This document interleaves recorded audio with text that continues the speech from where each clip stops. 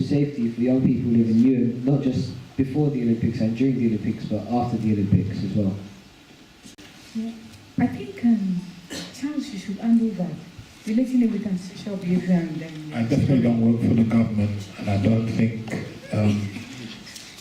the politicians will let me work with them either, so I'm not sure if I should be answering that. But I can... Every institution at the moment is having cutbacks. Last week I was working with some young people. I'm working in every single fire station in London at the moment, and I think 17 fire stations are about to be closed. So maybe if you had an incident before at your house and it would take maybe 6-7 minutes for the fire service to get to you, it might now take 20 minutes. For example, the fire service in Islington is going to be closed down. So if anyone in Islington has a fire situation, the nearest fire station will be in Euston, which means people could die.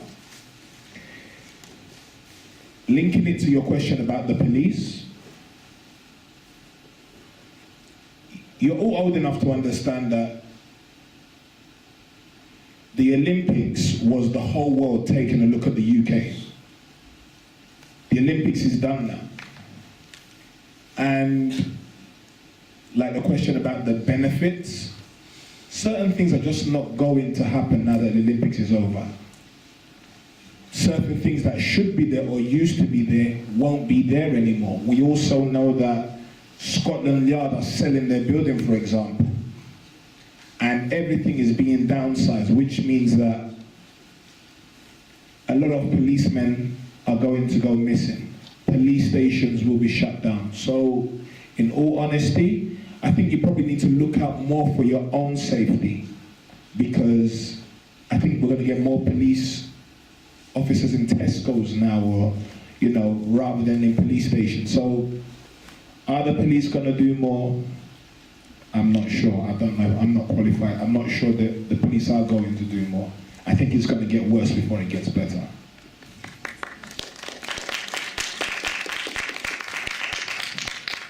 Thank you very, very much. You have made my day.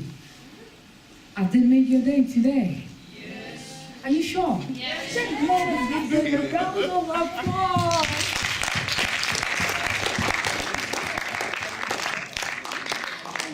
We honestly have to leave in a minute or two, because there will be a film here today. But is there anybody that wants to say something, you want to suggest something that has not been said? Though we have somebody that was supposed to ask a question, but we had to cancel that because of time. What is the government doing to motivate young people to be more involved with the community in a positive way? And how can we be involved as young people to see the police and people as friendly more than a threat?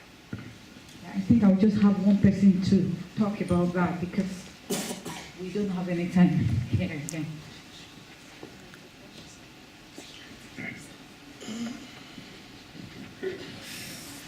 I'm very tempted to give a very radical answer to this question. I hope you'll excuse me.